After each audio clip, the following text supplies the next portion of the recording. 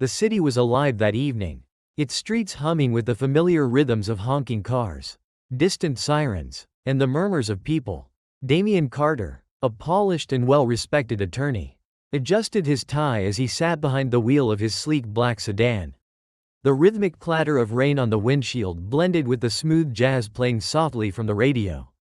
He was on his way to dinner at his friend Lisa Tran's house, looking forward to an evening of laughter and warm camaraderie.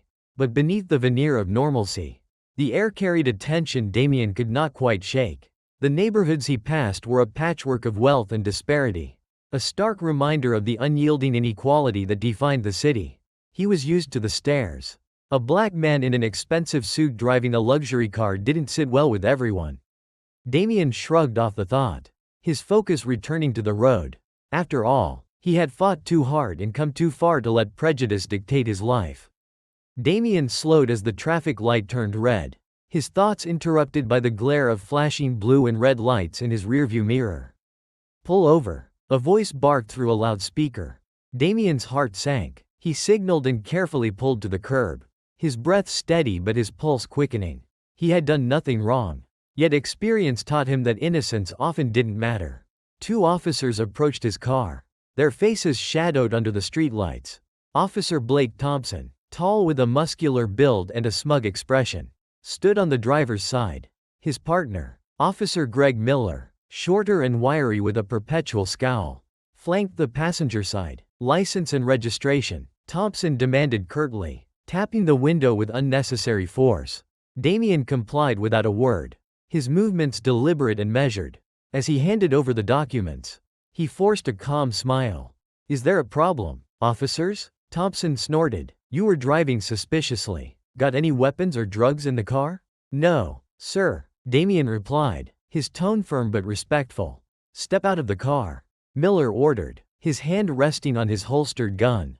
Damian hesitated, but he knew better than to argue. Stepping into the cold rain, he felt the weight of their scrutinizing eyes. "What's in the trunk?" Thompson barked. "Files. I'm a lawyer," Damian explained, gesturing to the neatly stacked folders visible through the rear window.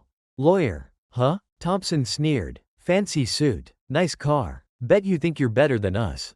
Before Damian could respond, Miller moved closer, his tone growing menacing. "We've had reports of a car like this involved in drug trafficking. Mind if we take a look?" Damian's jaw tightened. He knew this was a lie, a pretext. "Still," he answered, "you have no probable cause. I'm not consenting to a search." That was the trigger. Thompson's smirk turned into a scowl. "You're refusing a lawful order?" Before Damian could clarify, Miller grabbed him by the arm. The move was swift and aggressive, sending a jolt of pain through Damian's shoulder. "Hey, there's no need for," Damian's protest was cut short as Thompson shoved him against the car. The rain mixed with the coppery tang of blood as Damian's cheek struck the hood. His head spun from the impact, but he refused to cry out. "Resisting arrest," Miller muttered, snapping handcuffs onto Damian's wrists.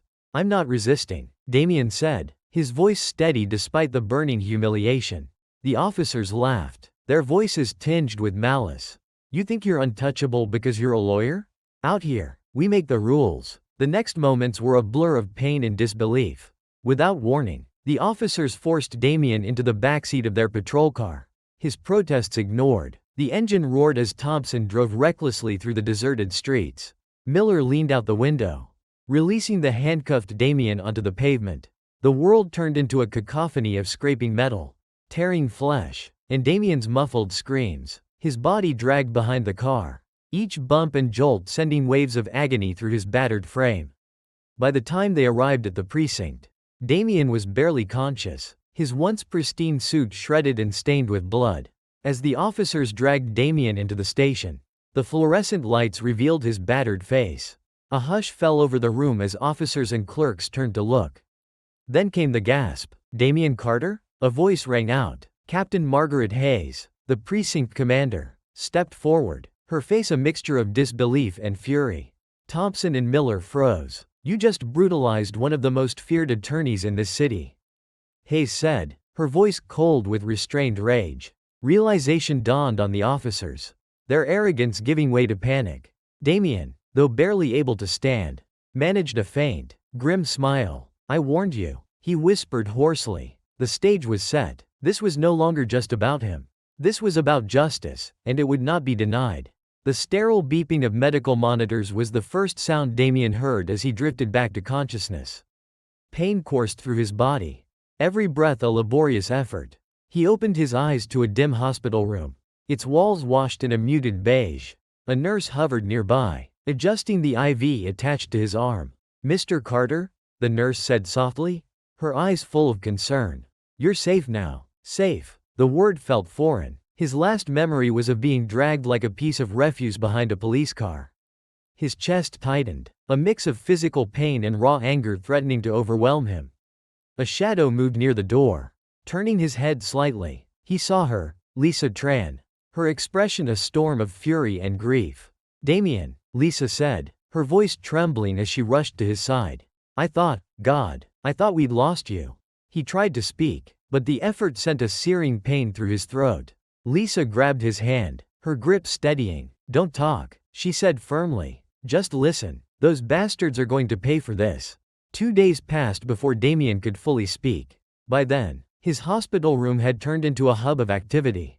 His colleagues, led by Lisa and Marcus Reed, a veteran investigator, had begun piecing together what had happened. They didn't just cross a line, Marcus said, his voice low but simmering with rage. They obliterated it. Lisa nodded, her laptop open to a file full of damning evidence. We've already got eyewitnesses, bystanders who saw the stop. And someone leaked the precinct footage. Damien raised a brow. Footage? His voice was hoarse but carried its trademark authority. Lisa clicked on a video, turning the screen toward him. The grainy footage showed officers Thompson and Miller laughing as they hauled Damien into the patrol car. Damien's jaw clenched. We use this. Lisa hesitated. It's a start, but it's not enough. We need more. Something that proves this wasn't just excessive force but a deliberate attack. As Damien recuperated, his team worked tirelessly. Marcus uncovered complaints against Thompson and Miller, buried deep in the department's records. They've done this before, Marcus said during one late-night strategy session. 2 other cases of excessive force. Both victims black men, but no charges ever stuck. Lisa leaned back in her chair, her brow furrowed. We need to find those victims. If we can show a pattern, we can build a case that the department can't ignore. Damien's voice cut through the discussion. Focus on motive. Why did they target me? Silence filled the room. Then Marcus spoke, his tone heavy. You're high profile. You've taken down some powerful people in this city, maybe too many. Damien's mind raced, piecing together fragments of past cases and enemies made along the way. 3 weeks after the attack, Damien received an anonymous letter. The handwriting was neat but impersonal. I have information that can help. Meet me at the old diner on 12th Street. Midnight. Lisa was immediately against it. It could be a trap, she said, her arms crossed. I can't ignore it. Damien countered. Whoever wrote this knows something. At midnight, Damien arrived at the diner, still moving gingerly from his injuries. Inside, a woman sat in a corner booth, her face partially obscured by a wide-brimmed hat. You're brave, showing up alone, the woman said as Damien slid into the seat across from her. Who are you? Damien asked. The woman removed her hat, revealing sharp features and piercing blue eyes. Rachel Boyd. I used to be Thompson's partner. I know exactly what kind of men he and Miller are, and I have proof. Rachel handed Damien a flash drive. This contains audio recordings. Thompson and Miller bragging about the people they've hurt, the evidence they've destroyed. They think they're untouchable. Damien stared at her, skepticism and hope battling within him. Why are you helping me? Her gaze hardened. Because I've seen what they're capable of. And because I should have spoken up a long time ago. Back at his office, Damien and Lisa listened to the recordings. The office's voices were unmistakable, dripping with malice as they recounted their actions. This is it, Lisa said, her eyes blazing. This is what we needed. Damien nodded, a grim determination settling over him. They thought they could silence me. They were wrong. Armed with the recordings, Damien's team began preparing for the legal battle of a lifetime. They contacted the 2 other victims, both of whom agreed to testify. The media picked up the story, and public outrage swelled. Protests erupted outside the precinct, calling for justice not just for Damien but for every victim of police brutality. But the fight was far from over. Thompson and Miller had powerful allies within the department, and they weren't going down without a fight. As Damien looked out the window of his office, the city skyline glowing in the distance, he made a silent vow. This isn't just about me. This is about dismantling the system that let this happen. The leaked precinct footage hit the internet like wildfire. The grainy video of Damien Carter's brutal arrest and subsequent abuse trended on every social media platform within hours. Hashtags like #Justice for Damien, #End Police Brutality, and #No More Silence flooded timelines, gathering millions of posts from people all over the country. On the streets, the outrage transformed into action. Crowds gathered outside the courthouse and police precinct, chanting for justice. Banners bearing Damien's face and slogans demanding accountability waved high in the air. Damien, still recovering from his injuries, watched the scenes unfold on television from his office. His face, though battered, reflected a deep resolve. "This is bigger than me now," he said to Lisa, who stood by his side. "We have to make sure it stays focused on the system, not just these two officers." Lisa nodded, her voice sharp. "The system gave them the power to do this. We're not just fighting Thompson and Miller. We're fighting every cog in the machine that let them get away with it for so long." While the public rallied around Damien, the police department scrambled to control the narrative. A press conference was hastily called, where Deputy Chief Alan Grant stood before a sea of cameras. "This department does not condone excessive force," Grant began, his tone measured. "However, we must also consider that Mr. Carter resisted arrest and posed a threat to our officers." The words sparked immediate backlash. Journalists grilled Grant about the footage, the lack of disciplinary action against the officers, and the mounting accusations of systemic racism within the department. Back at her office, investigative journalist Maya Jennings watched the conference with a grim smile. "They're digging their own grave," she muttered, jotting notes for her next exposé. Maya had been following cases of police misconduct for years. But Damien's was different. The sheer brazenness of the attack and the victim's prominence made this case impossible to bury. The protests swelled in size and intensity as days turned into weeks. Damien's supporters weren't just activists but ordinary people who had grown tired of a broken system. Families brought their children, elders shared their stories, and artists painted murals depicting Damien as a symbol of resilience. But not everyone supported the movement. Counter-protesters began appearing, holding signs with slogans like, "Back the Blue," and "Carter's Number Hero." The media latched onto these clashes, portraying the situation as a deeply divided society. Damien's team worked tirelessly to keep the narrative focused. In a televised interview, Damien, his injuries still visible, spoke directly to the public. "I'm not asking for sympathy," he said, his voice steady. "I'm asking for accountability, not just for me but for everyone who's been silenced by fear, pain, or injustice." The interview went viral, reigniting the fervor for change. Behind the scenes, Maya Jennings dove deeper into Thompson and Miller's histories. What she found was worse than she had imagined. Suppressed complaints, multiple reports of excessive force and racial profiling, all dismissed by internal affairs. Fabricated evidence, instances where the officers planted drugs or falsified reports to incriminate innocent people. Intimidation tactics. Victims who dared to speak out were threatened into silence. Maya published a damning article titled, "The Untouchables: How Two Officers Terrorized a City." The piece exposed the depth of corruption, sparking even greater outrage. Damien read the article with a mixture of anger and vindication. "They thought they could get away with it forever," he said to Lisa, "but now, they're finally being seen for who they really are." Amid the chaos, an unlikely ally emerged. Detective Carlos Rivera, a seasoned officer with a spotless record. Rivera reached out to Damien's team in secret. "I've seen what they've done," Rivera said during a clandestine meeting in a dimly lit parking garage. "I've filed complaints, but they always got buried. I can't stay silent anymore." Rivera provided critical documents, including internal emails showing that higher-ups had actively shielded Thompson and Miller from consequences. "This isn't just about two bad cops," Rivera said. "It's about a culture that rewards loyalty over justice." Damien's case became a rallying cry for change. High-profile figures, from celebrities to politicians, began voicing their support. Donations poured in to fund his legal battle, allowing his team to hire additional experts and investigators. One night, Damien attended a candlelight vigil held in his honor.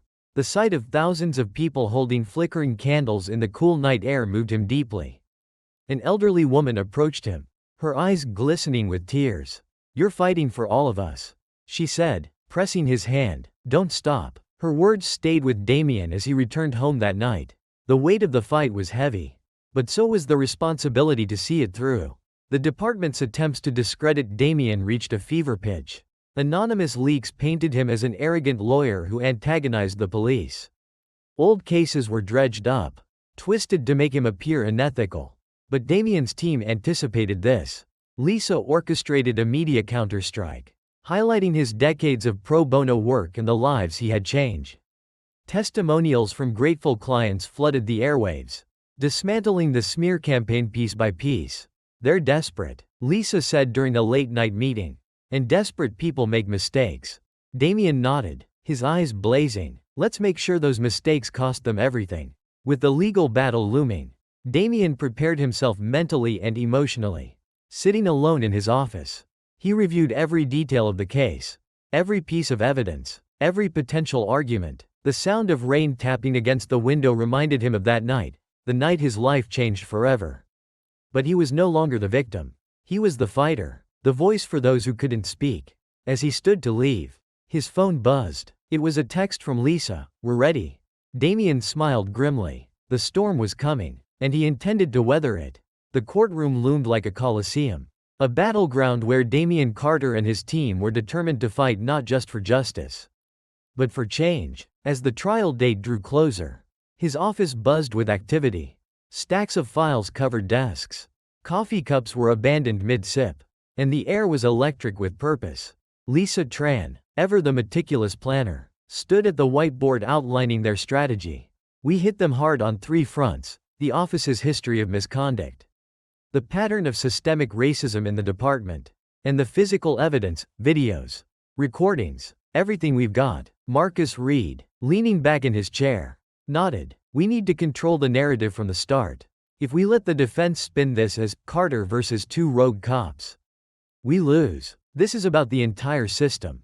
Damien, seated at the head of the table, listened intently. Though his body still bore the scars of the attack, his mind was sharper than ever. "And we will win," he said, his voice calm but resolute. "Not just for me, but for every person they've silenced. Let's make sure the world hears us." The trial began on a cold Monday morning. The courtroom was packed with reporters, activists, and curious onlookers. The tension was palpable as both sides presented their opening statements. Lisa stood tall, her voice clear and confident.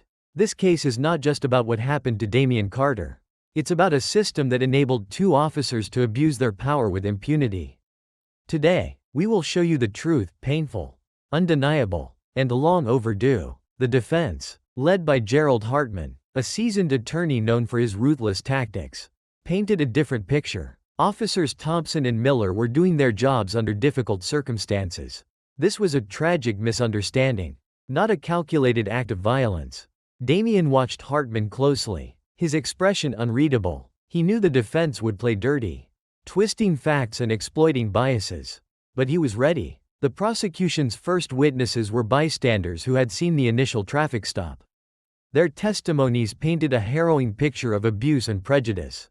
"I saw them slam him against the car," said Elena Morales, a local shopkeeper. "He didn't do anything to provoke them.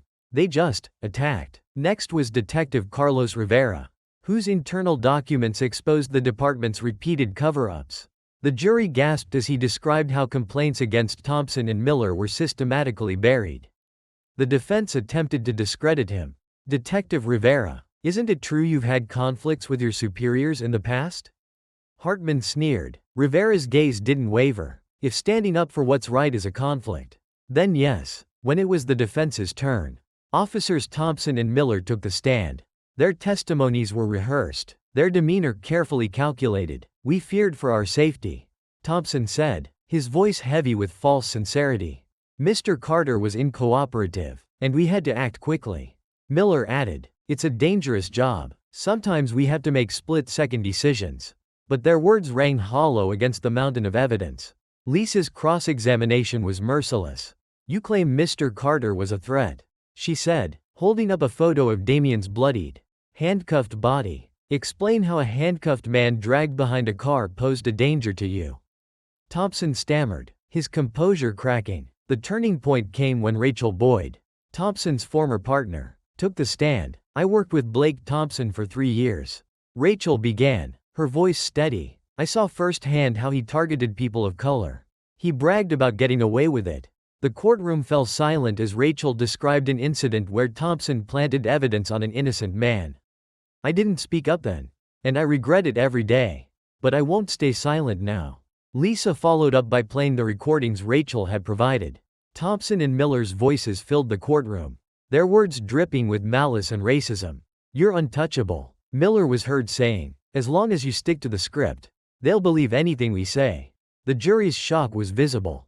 Hartman's objections were frantic but ultimately futile. Desperate to regain control, Hartman shifted tactics, attacking Damien's character. He dredged up old cases, painting Damien as a ruthless lawyer who thrived on conflict. But Damien was prepared. Taking the stand for the first time, he addressed the jury directly. "Yes, I fight hard for my clients," he said, his voice firm, "because the system is stacked against them. And now, I'm fighting for myself, for every person who's been beaten down by that same system. This isn't about conflict, it's about justice." His words resonated deeply, and for the first time, the defense seemed shaken. Lisa delivered a powerful closing argument. "Damien Carter survived a brutal attack, but countless others have not. This case is your chance to say, no more. No more unchecked power. No more silence. It's time for accountability." Hartman, in contrast, leaned on fear. "Policing is a dangerous job. Mistakes happen. Punishing these officers sets a dangerous precedent." The jury was left to deliberate, the weight of the case pressing down on them. The weight was agonizing. Damien spent the next few days surrounded by his team, alternating between cautious hope and quiet dread. "Whatever happens," Lisa said one evening, "we've already changed the conversation. People are paying attention now." Damien nodded, though his thoughts remained heavy. Justice wasn't just a word to him, it was a promise he had made to himself, to his community, and to every person who had ever been silenced. The courtroom was silent, the tension thick enough to cut with a knife. The jury filed in, their expressions unreadable. Damien Carter sat at the plaintiff's table, his team around him, their faces a mixture of determination and quiet hope. Across the aisle, officers Thompson and Miller sat rigid, their lawyer, Gerald Hartman, whispering last-minute reassurances. The judge cleared her throat. "Has the jury reached a verdict?" The foreperson stood, holding a sheet of paper. "We have, Your Honor." The world seemed to hold its breath as the verdict was read. "On the charge of assault and battery, we find the defendants guilty. On the charge of abuse of power, we find the defendants guilty. On the charge of malicious intent, we find the defendants guilty." The courtroom erupted. Reporters scribbled furiously. Spectators wept with relief, and Damien closed his eyes, exhaling the breath he didn't realize he'd been holding. Thompson and Miller's expressions of smug confidence had finally shattered. The guilty verdict was only the beginning. In the days following the trial, internal investigations swept through the police department like wildfire. Detective Carlos Rivera, emboldened by the trial's outcome, stepped forward with more evidence of corruption. A secret internal memo revealed a protection racket within the department, implicating several high-ranking officials, including Deputy Chief Alan Grant. It wasn't just Thompson and Miller, Rivera said during a press conference. They were part of a larger system that valued silence and loyalty over justice. The city's mayor announced an independent commission to investigate the department, sparking further resignations and arrests. As the investigation deepened, Damien's team uncovered a chilling pattern of behavior from Thompson and Miller. One case stood out: the death of Malcolm Hayes, a young black man who had died in police custody 3 years earlier. The official report claimed Hayes had overdosed, but newly uncovered evidence suggested otherwise. A whistleblower came forward, revealing that Thompson and Miller had falsified the autopsy report and planted drugs on Hayes to cover up their use of excessive force. Damien stared at the report, his stomach twisting with rage. "They've been doing this for years," he said, his voice low but trembling with fury. And no one stopped them, determined to give Malcolm Hayes and other victims the justice they deserved. Damien met with Hayes' mother, Clara Hayes, the elderly woman, her face etched with grief. Listened as Damien recounted what he had discovered. "They lied about my boy," she whispered, tears streaming down her face. I knew it all along." Damien took her hand. "We'll make sure the world knows the truth. They won't get away with it this time." Clara agreed to testify at the next trial, her quiet strength inspiring Damien to push forward. In prison, Thompson and Miller faced a reckoning of their own. Once shielded by their badges, they were now vulnerable, their reputations as abusers making them targets. Thompson, desperate to protect himself, reached out to prosecutors with an offer. He would reveal everything he knew about the department's corruption in exchange for a reduced sentence. Lisa Tran was skeptical. "He's just trying to save his skin," she said during a meeting with the prosecutors. "Maybe," Damien replied, "but if his testimony takes down the people who protected him, it's worth it." The revelations sent shockwaves through the city. Protests turned into celebrations as people cheered the guilty verdict and the department's unraveling. Yet, not everyone was satisfied. Some community leaders argued that the systemic issues ran deeper than what had been exposed. "We've won a battle," Damien said during a community meeting. "But the war isn't over. We need to keep pushing for policy changes, accountability, and real justice." His words resonated, sparking new initiatives to address systemic racism and police reform. The trial for Malcolm Hayes' death was as explosive as Damien's. With Clara Hayes' emotional testimony and Thompson's confession, the jury delivered another swift guilty verdict. The victory was bittersweet. Clara, though grateful for the justice her son finally received, lamented the years lost to lies and cover-ups. "Thank you," she said to Damien after the trial. "You gave me something I thought I'd never have, truth." Damien nodded, his resolve stronger than ever. "It's not just about truth. It's about making sure this never happens again." With the trials behind him, Damien turned his attention to broader reforms. He worked with activists and lawmakers to draft legislation aimed at increasing police accountability, including independent oversight committees and body camera mandates. His efforts earned him national recognition, and soon he was speaking at conferences and rallies across the country. But Damien never lost sight of the personal. He continued to mentor young lawyers, emphasizing the importance of fighting for the voiceless. Months later, Damien visited the graves of Malcolm Hayes and other victims. Standing in the quiet cemetery, he reflected on the journey that had brought him here. He wasn't naive enough to believe the fight was over. But for the first time, he felt hope, not just for himself, but for a city, a system, and a future that could be better. As he left, a group of children playing nearby ran past him, their laughter filling the air. He smiled, thinking of the world they deserved, a world he would continue fighting for.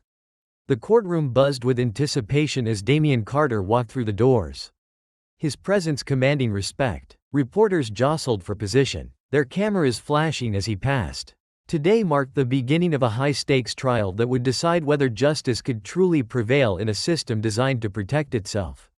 Lisa Tran walked beside him, her sharp eyes scanning the room. "We've got this," she whispered. "We're not just fighting for you, Damien. We're fighting for everyone who's ever been silenced." Damien nodded, his jaw tight with determination.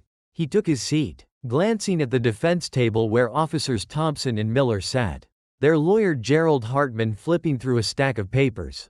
The judge, Eleanor Parker, entered, her presence silencing the room.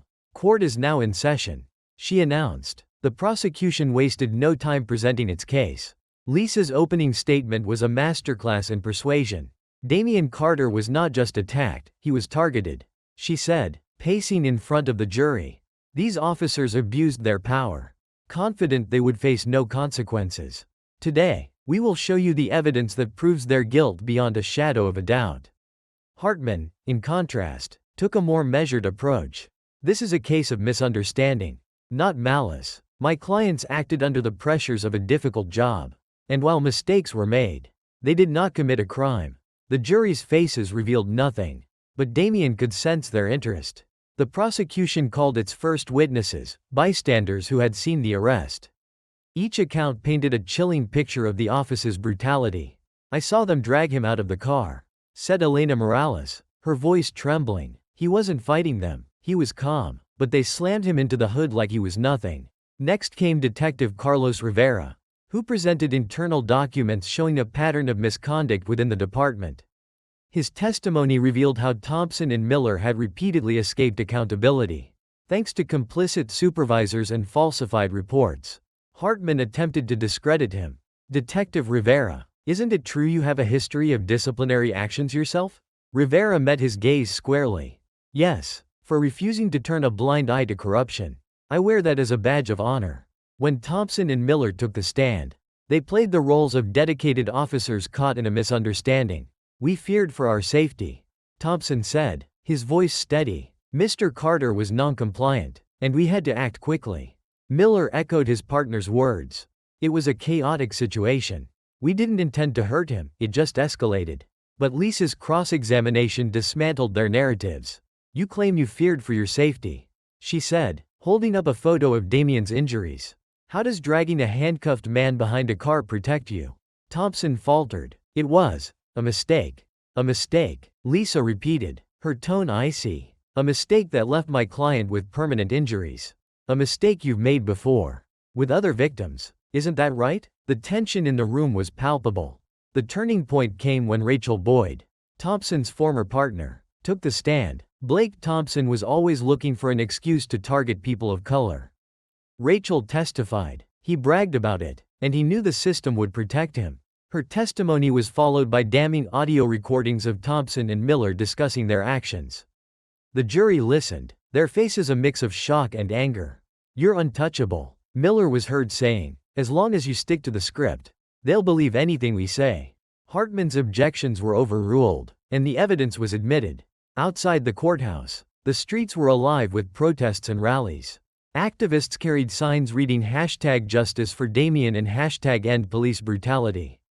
The media coverage was relentless, turning the trial into a national conversation about systemic racism and abuse of power. Damien addressed the crowd during a brief recess. This trial isn't just about me, he said, his voice carrying over the chants. It's about making sure no one else has to endure what I did. It's about holding the powerful accountable. His words galvanized the movement, adding even more pressure to the courtroom drama. Lisa's closing argument was a masterpiece of passion and logic. Officers Thompson and Miller didn't act out of fear, they acted out of prejudice. They saw a successful black man and decided he needed to be put in his place. Their actions weren't just reckless, they were deliberate. And today, you have the power to say no more. Hartman's argument, though polished, lacked conviction. Policing is a difficult job, he said. Mistakes happen. Punishing these officers for doing their jobs sets a dangerous precedent. The jury was left to deliberate. The jury returned after 2 days. The courtroom was silent as the foreperson read the verdict. On the charge of assault and battery, we find the defendants guilty. On the charge of abuse of power, we find the defendants guilty. On the charge of malicious intent, we find the defendants guilty. The room erupted in cheers and tears. Damien felt a wave of relief and vindication wash over him. For Thompson and Miller, the verdict was the beginning of the end. They were sentenced to 8 years in prison and stripped of their positions. Their careers and reputations in ruins. Outside the courthouse, Damien addressed the crowd. This is a victory, he said, but it's not the end. The fight for justice must continue, for Malcolm Hayes, for every victim of injustice, and for the future we all deserve. The crowd roared its approval.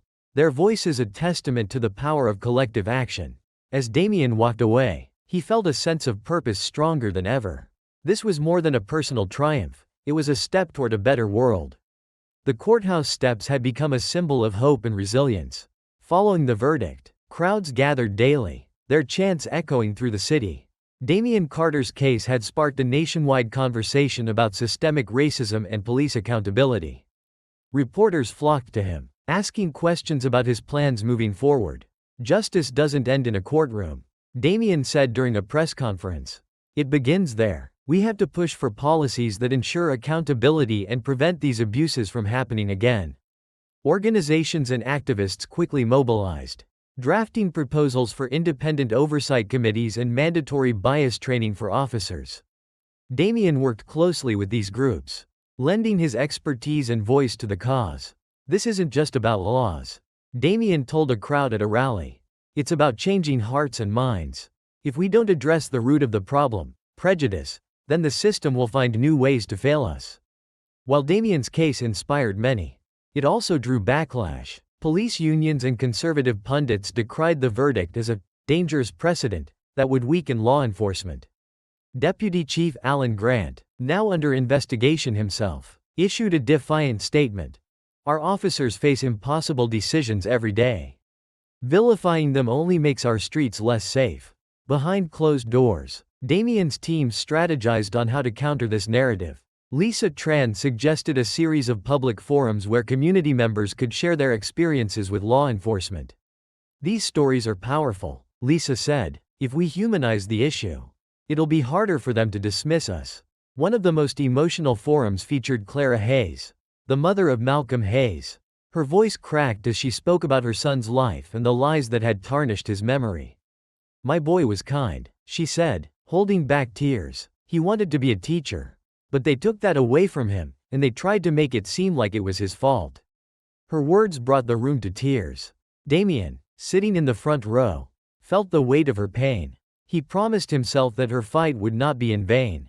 The media coverage of the forum further galvanized public support. Clara's story became a rallying cry for justice, with the hashtag Justice for Malcolm trending nationwide. Under mounting pressure, the City Council passed several new laws aimed at increasing police accountability. These included body camera mandates, requiring officers to wear body cameras at all times during interactions with the public. Independent oversight committees, panels of civilians tasked with reviewing complaints against officers. Racial bias training, mandatory courses for all officers to address implicit bias.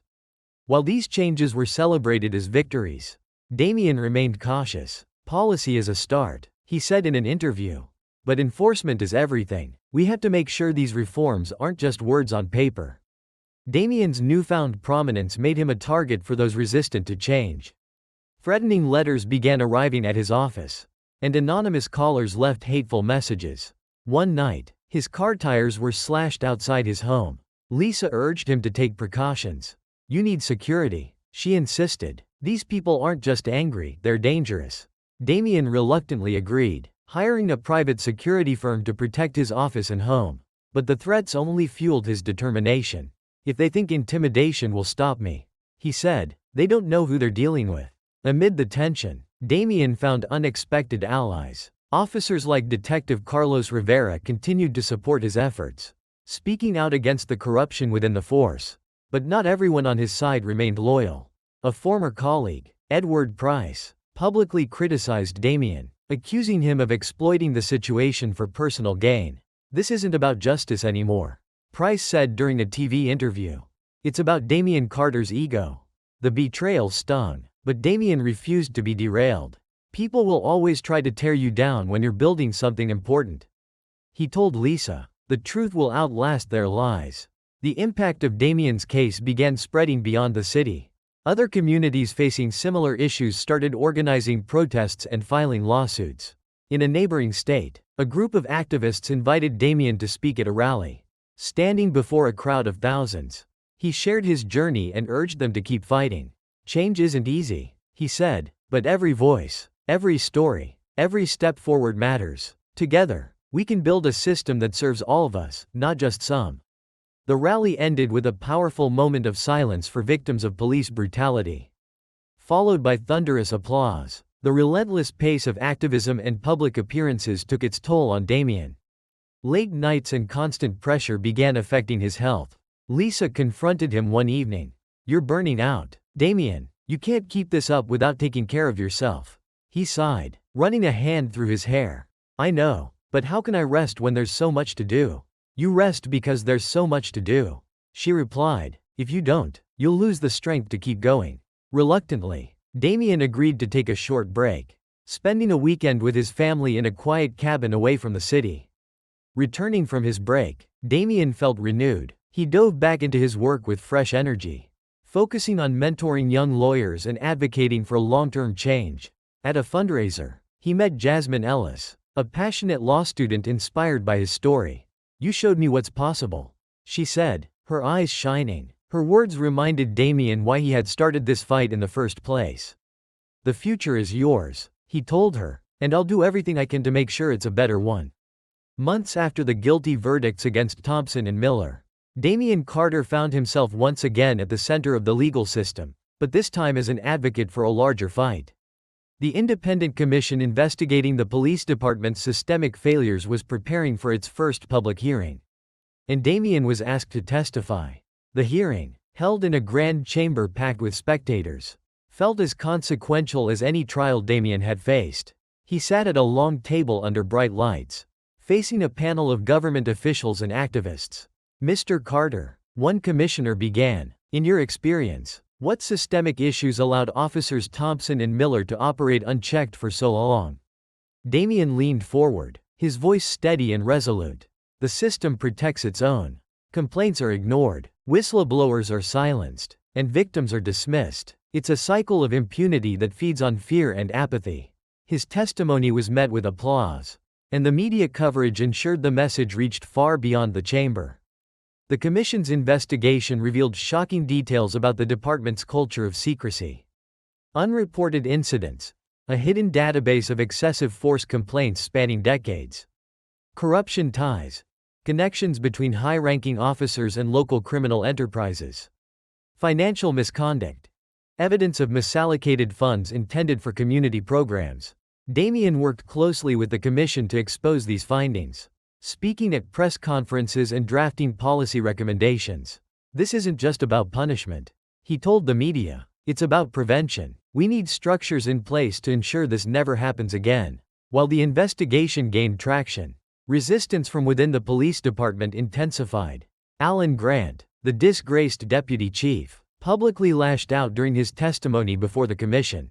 "This witch hunt is destroying morale," Grant said, his voice rising. "You're tearing down the people who protect this city." Damien, seated in the audience, couldn't stay silent. "With all due respect," he said, standing, "what destroys morale is letting officers like Thompson and Miller operate unchecked. What tears this city apart is the fear and mistrust your leadership has created." The room erupted in murmurs, and the commissioners allowed Damien to continue. His impromptu speech became the defining moment of the hearing, cementing his role as a voice for change. The commission's final report led to sweeping changes. The resignation of several high-ranking officials, including Alan Grant, the establishment of a civilian oversight board with investigative powers, a citywide initiative to rebuild trust between the police and the community, including regular town hall meetings and public accountability sessions. At a community event celebrating the reforms, Clara Hayes approached Damien. "You did it," she said, tears in her eyes. "You gave us hope again."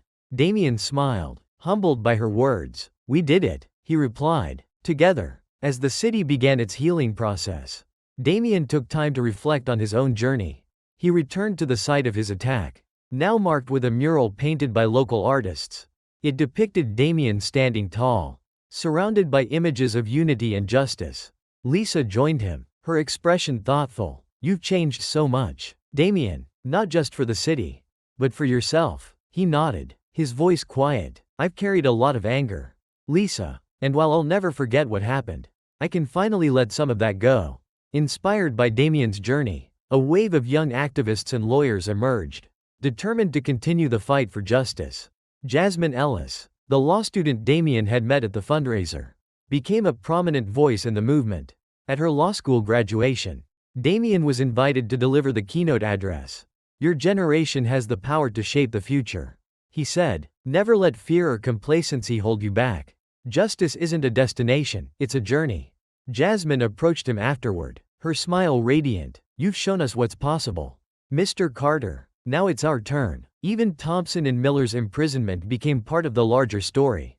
Both former officers eventually expressed remorse, writing letters to Damien and the Hayes family. "I was blind to my own biases," Thompson wrote, "and it took losing everything to see the damage I caused. I'm sorry." Though the apologies didn't erase the harm, Damien saw them as small steps toward accountability. "Redemption is possible," he told a reporter, "but it starts with taking responsibility." With the fight in the city largely won, Damien began expanding his efforts nationally. He founded the Carter Foundation for Justice and Reform, dedicated to supporting victims of police misconduct and promoting systemic change. The foundation's first initiative was a legal clinic offering free representation to marginalized communities. "No one should have to face this fight alone," Damien said at the opening ceremony. Years later, Damien stood on the steps of the courthouse, watching as a new generation of leaders took the stage. The movement he had helped spark had grown into a nationwide force, transforming policies and changing lives. A young boy approached him, holding a copy of a book Damien had written about his journey. "Will you sign this?" the boy asked, his eyes wide with admiration. Damien knelt, signing the book with a smile. "What's your name?" "Malcolm," the boy said, his voice shy. Damien's heart swelled. "Keep this close, Malcolm. One day, you'll write your own story." As he watched the boy run back to his family, Damien felt a profound sense of fulfillment. The fight wasn't over, but the future was brighter. Damien Carter's case had become a landmark moment in the fight for justice, inspiring systemic reforms across the nation.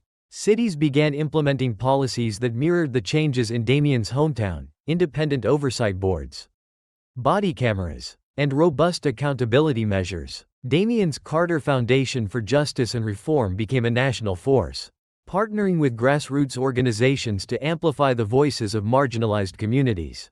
The foundation's work ranged from legal representation for victims of police misconduct to advocacy campaigns demanding structural change.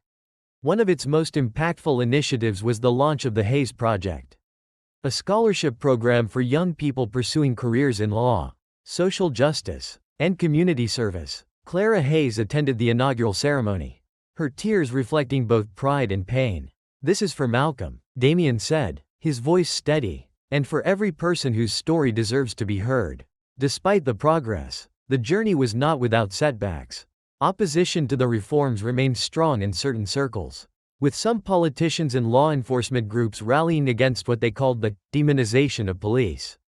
Damien faced his share of challenges, including smear campaigns that sought to discredit him. One particularly vicious article accused him of profiting from tragedy, twisting his activism into a cynical narrative. Lisa Tran, ever the fierce advocate, addressed the criticism head-on during a televised interview. "Damien Carter hasn't just changed the conversation, he's changed lives. And no amount of misinformation will erase that." Though the attacks were exhausting, Damien remained focused. The louder the opposition, he told his team, the more we know we're making a difference. On a personal level, Damien began rebuilding the life that had been shattered by his ordeal. The scars on his body were a constant reminder of the attack, but they also symbolized resilience. He reconnected with his family, spending more time with his younger sister, Tina, and her 2 children.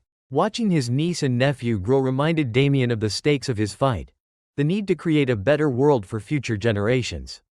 At Lisa's insistence, Damien also started dating again. Though hesitant at first, he eventually met Alicia Monroe, a journalist who had covered his case. Their shared passion for justice formed the foundation of a deep and meaningful relationship. "You've spent so much time fighting for others," Alicia told him during a quiet dinner. "Let someone fight for you, too." As the years passed, Damien's influence continued to grow. He was invited to speak before Congress, where he advocated for federal legislation to combat police misconduct and systemic racism. In a powerful address, Damien said, "Justice isn't a privilege, it's a right. And until every person in this nation can live without fear of those sworn to protect them, our work is not done." His words galvanized lawmakers, leading to the passage of the Justice and Accountability Act, a sweeping reform bill that included mandatory federal oversight of local police departments and protections for whistleblowers. One of Damien's most personal battles came when he decided to visit Thompson and Miller in prison. Though they had written letters of apology, Damien felt the need to face them directly. Sitting across from Thompson in the sterile prison visitation room, Damien asked, "Why? Why did you think you could get away with it?" Thompson, older and wearier, hesitated before answering. "Because we always did," he said quietly. "I thought it was just how things worked. I'm sorry, Damien, I know that doesn't change anything." The meeting left Damien conflicted, but it also reinforced his belief in the need for systemic change. It's not about forgiveness, He told Alicia afterward, "It's about ensuring no one else has to endure what I did." Damien's foundation had grown into a sprawling network of lawyers, activists, and community leaders. Among them was Jasmine Ellis, now a practicing attorney who had taken on several high-profile cases of her own. At a gala celebrating the foundation's 10th anniversary, Jasmine gave an emotional speech. "Damien Carter didn't just show me what was possible, he gave me the tools to make it happen. I owe my career, my passion, and my purpose to his example." Damien, sitting in the audience, felt a deep sense of pride. He knew the fight would continue long after he was gone, carried forward by people like Jasmine. One day, while visiting a community center supported by his foundation, Damien met a group of young activists. They peppered him with questions, their enthusiasm infectious. "What's the most important thing we can do?" one teenager asked. "Listen," Damien replied, "to each other, to the people who've been ignored, to the voices that make us uncomfortable. Change starts with understanding." The encounter left Damien inspired, reaffirming his belief in the power of the next generation. In the years that followed, Damien retired from active litigation to focus on mentorship and writing. His memoir, The Fight for Justice, became a bestseller, inspiring readers worldwide. On a quiet evening, Damien visited the mural dedicated to him, now a cherished landmark in the city. As he traced his fingers along the painted lines, he thought of the people who had stood by him: Lisa, Marcus, Clara Hayes, Jasmine, and those who had suffered but never given up hope. "You did good," a voice said behind him. He turned to see Lisa, her smile warm. "We did good," Damien corrected, his own smile matching hers. The story ended where it began, with Damien driving through the city, now transformed by the movement he had helped lead. As he passed the courthouse, the police precinct, and the community center, he saw signs of progress everywhere. In a park, children played beneath a statue erected in his honor, its plaque reading, "Damien Carter, a champion of justice." He parked his car and joined Alicia, Jasmine, and Clara Hayes, who were planting a tree to commemorate Malcolm Hayes and all the lives lost to injustice.